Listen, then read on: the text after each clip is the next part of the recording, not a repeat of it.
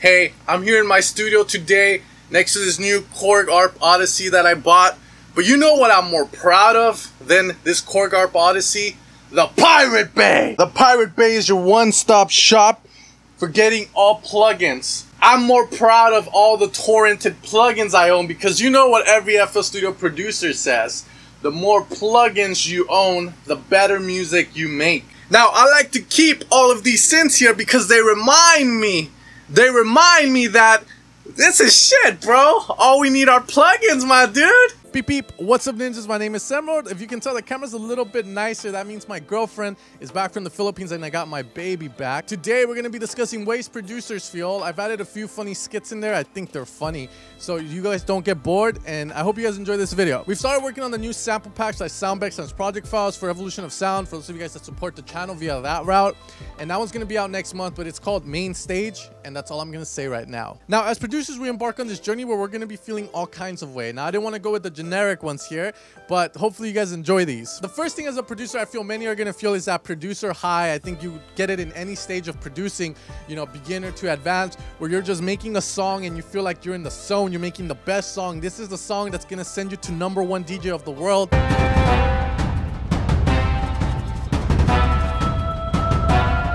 Sometimes you take it a little bit too far,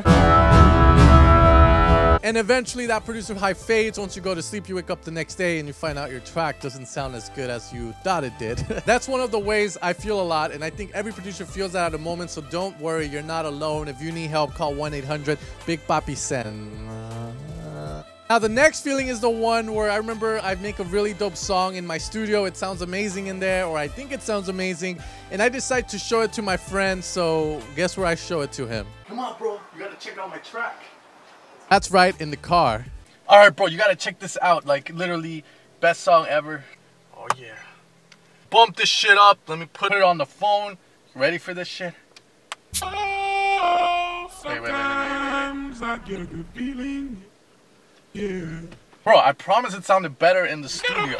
Like, in there it sounded amazing. Eventually, I figure out the music doesn't sound the same, and I have a shit ton of excuses. I tell them like, oh, it sounded better in my studio. But I'm sure everyone here has felt that feeling where you think your song is fire, you show it to your friends in the car, and then you're like, what the fuck is this shit? Now, this next feeling is kind of weird. I like to call it La La Land or Lulu Loop Land. And Loop Land is where you have an 8-bar loop that's just going, and you're just stuck there in a trance thinking it sounds amazing. You want to add more stuff to it. You want to make it sound better, but you just don't know how to do it. So you just keep listening to it and listening to it and listening to it and listening to it and listening to it. Eventually you just get tired of it and say it sucks and you trash it, when in reality it was actually pretty good. And all I have to say to this is something I think Actual said, and that's gonna be that if while you were making a song you feel goosebumps, then keep working on it, because after a while, if you hear the same song over and over again, of course you're gonna get tired of it.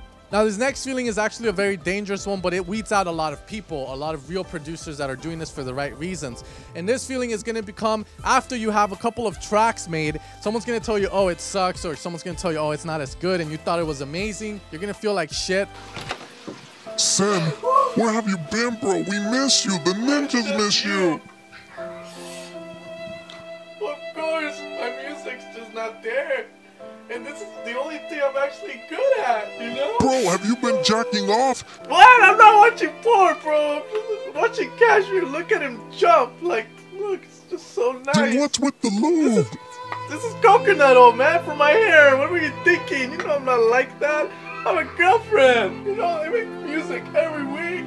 Sounds It's so okay, good. brother. We'll We're jump up used to to it, this like, shit. and I can't even make a beat, bro. Like, my parents told me I couldn't make. Look at him touch the knot. Yeah, bro. Cashmere looks sexy. Oh gosh. Sen, what are you doing? Oh yeah.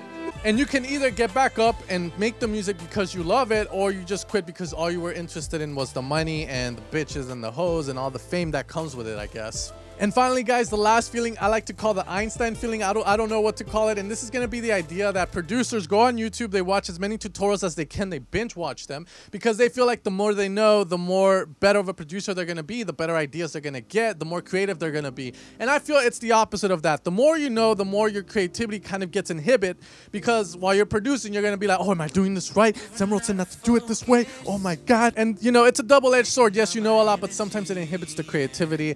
And that's just one of the feelings I feel a lot of people go about it the wrong way. It's better to know how to use something than to know the definition of it, and that's why my tutorials have been changing a lot if you haven't noticed. Anyways, guys, it was a very random video in a very weird place to record it. Someone said I should change my scenery to show off the synths. Well, here you go. I also made the intro for this. I hope you guys enjoy my channel as much as I enjoy making content for it. Again, if you always want to support the channel, you can go to evilsounds.com, where you can find my sound design work that are being used by a lot of top-notch artists. I can't thank you guys enough for giving me this opportunity to make videos for a living, make sounds for a living, and teach a lot of you guys to reach your dreams. We've had a lot of amazing people come out of this channel, and I can't wait more for the future.